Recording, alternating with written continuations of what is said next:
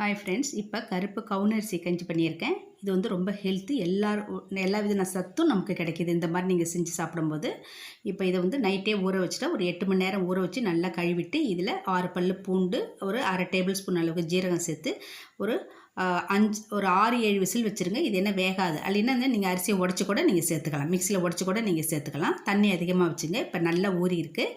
இப்போ நான் வந்து ஒரு 5 டம்ளர் தண்ணி விட்டுருக்கேன். நான் தண்ணி விட்டு கொஞ்சமாக உப்பு சேர்த்துப்பேன். ஏன்னா தேங்காய் பால் சேர்த்துக்கிறதுனால இது மூடி போட்டு எடுத்துருக்கேன் பாருங்கள். 6 விசில் வச்சு எடுத்துருக்கேன். இது மத்தால நல்லா கடைஞ்சி விட்டு தண்ணி பத்தலைனா கொஞ்சம் வந்து ஆறுன சுடு தண்ணி வந்து நம்ம விட்டுக்கலாம். நம்ம இதோட வந்து நான் தேங்காய் பால் சேர்த்துக்கிறேன்.